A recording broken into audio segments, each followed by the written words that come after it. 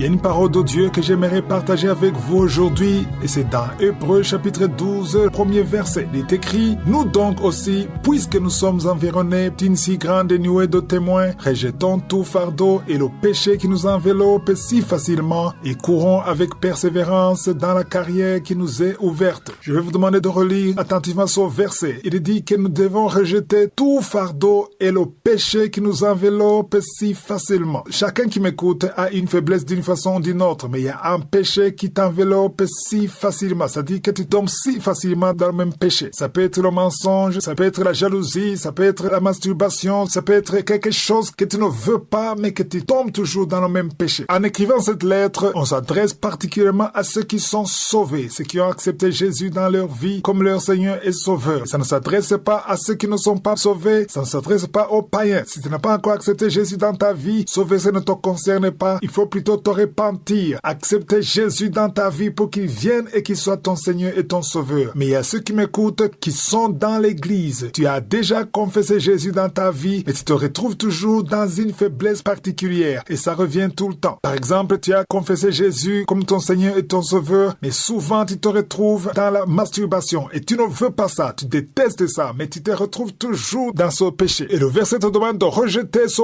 péché qui t'enveloppe si facilement. C'est un péché que tu ne veux pas, mais tu es toujours lié, tu tombes toujours dans ce péché. Mais ici, je dois préciser que pour rejeter ce péché, il faut d'abord détester ce péché. Il faut pas aimer ce péché, parce qu'il y a ceux qui aiment le péché, là, tu peux pas le rejeter. On ne peut pas rejeter ce qu'on aime. Je le répète, on ne peut pas rejeter ce qu'on aime. Par exemple, si tu aimes la masturbation, tu aimes beaucoup, tu es attaché à ça et tu aimes ça, alors dans ce cas, tu ne peux pas le rejeter. On rejette ce qu'on n'aime pas. Tu es accro à la pornographie, tu aimes ça et tu te plais en faisant ça, tu ne peux pas rejeter ça. Il faut d'abord détester ça. Il y a ceux qui tombent dans le péché qui n'aiment pas. Tu ne veux pas faire une chose, mais tu te retrouves toujours dans le même péché. C'est là où la parole de Dieu te dit que tu dois rejeter ça. Comment est-ce qu'on rejette ça? La meilleure façon, c'est de s'humilier et venir devant Dieu et reconnaître ta faiblesse et confesser de ta bouche, de te repentir et demander l'assistance du Saint-Esprit. Il y a des gens qui m'écoutent et qui sont dans l'église. D'autres sont dans les services, dans la chorale, d'autres prêchent. Mais quand vous allez dans votre chambre, vous faites des choses honteuses. J'aimerais vous dire que là où vous êtes seul, Jésus vous voit. Quand tu es seul dans ta chambre, Jésus te voit. Les vidéos que tu regardes dans ton téléphone, Jésus les voit. Tout ce que tu fais dans le secret, Jésus voit ça. Et c'est le moment de te repentir. C'est le moment de changer. Il faut te détacher de ça. Si tu as accepté Jésus comme ton Seigneur et ton Sauveur, tu es censé marcher dans la sanctification. La parole de Dieu dit que sans la sanctification, personne ne verra le Seigneur. Il n'y a que le Saint-Esprit qui peut t'aider. Mais le Saint-Esprit va aider quelqu'un qui a la volonté. Il faut avoir la volonté. Il faut te mettre à genoux. Reconnaître que tu es faible. Reconnaître ta faiblesse et prie. Appelle Jésus. Il va venir dans ta vie. Il va te donner la force. Et maintenant, je vais m'adresser à ceux qui n'ont pas encore accepté Jésus. Tu n'as pas encore accepté Jésus. Tu vis dans la débauche. Tu vis dans l'adultère. Tu vis dans la fornication. Tu vis dans l'ivrognerie. Tu fais tout ce que tu veux. Tu ne pries pas. Tu vis avec une femme alors que vous n'êtes pas marié. Tu vis avec un homme alors que vous n'êtes pas marié. Tu es dans le péché. Et ça va t'empêcher d'aller au ciel si tu ne te repens pas. Si Jésus revenait aujourd'hui, toi qui vis dans le péché, tu ne verras pas le ciel. Le ciel appartient à ceux qui ont été lavés, purifiés par le sang de Jésus. C'est la seule voie d'être sauvé. Ce que je souhaite à tous ceux qui m'écoutent ce matin, j'aimerais que vous ayez l'assurance d'être sauvés. Et être sûr que si tu meurs aujourd'hui, tu vas au ciel. Jésus est la grâce de Dieu. On dit que la grâce de Dieu, source de salut. Donc c'est Jésus qui est la source de salut. On ne peut pas être sauvé sans passer par Jésus. C'est le chemin, la vérité et la vie. Donc la grâce de Dieu, qui est la source du salut pour tous les hommes, elle a été manifestée. Elle a été manifestée comment? À travers Jésus. Et au verset 12, on dit que cette même grâce nous enseigne à renoncer à l'impiété et aux convoitises mondaines et à vivre dans le siècle présent selon la sagesse, la justice et la piété. Quand on dit que la grâce nous enseigne à renoncer à l'impiété, ça dit que la grâce nous enseigne à renoncer à une vie pécheresse. Donc, quand on a reçu Jésus comme Seigneur et Sauveur, on est censé marcher dans la sanctification et renoncer à la vie pécheresse, à l'impiété et aux convoitises mondaines. Il y a les convoitises du monde. Je me suis rendu compte qu'il y a beaucoup de chrétiens dans l'église aujourd'hui qui sont victimes de convoitises mondaines. On se comporte comme les mondains. C'est-à-dire, quand on parle des mondains, c'est-à-dire les gens du monde qui s'attachent au monde, qui suivent le rythme du monde. La parole de Dieu nous dit qu'il ne faut pas nous conformer au siècle siècle présent. Et la grâce de Dieu est censée nous donner la force et nous enseigne à renoncer. À renoncer, c'est-à-dire à nous détacher de l'impiété, de la vie pécheresse, des choses qui ne glorifient pas Dieu. Toi qui es sauvé, toi qui as accepté Jésus comme ton Seigneur et ton Sauveur, il faut comprendre que tu es censé rejeter l'impiété, rejeter l'impureté et surtout rejeter les convoitises du monde. Ne croyez pas que quand je parle de repentance, il s'agit seulement de ceux qui sont dans le monde, qui ne connaissent pas Jésus, mais même dans l'église, vous qui êtes dans l'église, vous qui êtes sauvés, vous qui avez déjà accepté Jésus comme votre Seigneur et Sauveur et que vous menez toujours une vie pécheresse, vous êtes dans l'église, mais en même temps vous vous masturbez toutes les nuits, vous êtes dans l'église, mais vous menez une vie de fornication alors que vous êtes dans l'église. Personne ne le sait. On te voit à l'église, on te voit chanter, on te voit dans le protocole, on te voit en train de prêcher, mais personne ne connaît ta vie secrète. Mais Dieu connaît ta vie secrète. Donc la grâce de Dieu, ça dit Jésus devrait t'enseigner à renoncer à cette vie pécheresse. Qu'est-ce que tu regardes dans ton téléphone? Quelles sont les vidéos que tu regardes? Quels sont les groupes dans lesquels tu es? Les vidéos que tu regardes secrètement. Dieu connaît ces vidéos et c'est le moment de te repentir. Les filles qui m'écoutent, qui avortent facilement par égoïsme pour se protéger, vous êtes en train d'éliminer des vies, vous êtes en train de commettre un meurtre et vous serez jugés si vous ne vous repentez pas. C'est le moment de se repentir et demander pardon à Dieu et surtout que le sang de Jésus te purifie afin que tu puisses continuer la vie qui mène au ciel. Toi qui m'écoutes, qui vis dans le mensonge, Dieu t'appelle à la repentance. Il y a ceux qui m'écoutent qui sont dans l'église mais qui sont attirés par les convoitises du monde. Tu ne fais qu'envier les mondains, les choses du monde, les choses terrestres, les choses matérielles. C'est pas ça qui est important. Il y a la richesse de la vie éternelle. Il y a le ciel. Ce monde, nous allons le quitter. Nous allons quitter cette terre. Cette terre va disparaître un jour. La maison que tu as, la voiture que tu as, les propriétés que tu as, tout ça c'est temporaire. Tu es un pèlerin. Tout le monde quittera cette terre. Nous allons quitter ce monde. Ça ne sert à rien de s'attacher à ce monde. Attachons-nous à Jésus parce que c'est lui qui a la vie. Si tu m'écoutes et que tu n'as jamais pris la décision d'accepter Jésus, de te repentir, c'est une occasion qu'il ne faut pas rater. Tu ne sais pas si tu seras vivant demain. C'est le moment d'accepter Jésus. Mets-toi à genoux. Appelle Jésus qui vient dans ta vie et que tu deviennes une nouvelle créature. Si tu veux l'assistance d'un serviteur de Dieu, tu peux appeler au plus 257 76 57 79 65. Pour ceux qui sont aux États-Unis et au Canada, vous pouvez appeler sur WhatsApp au 613 462 93 52.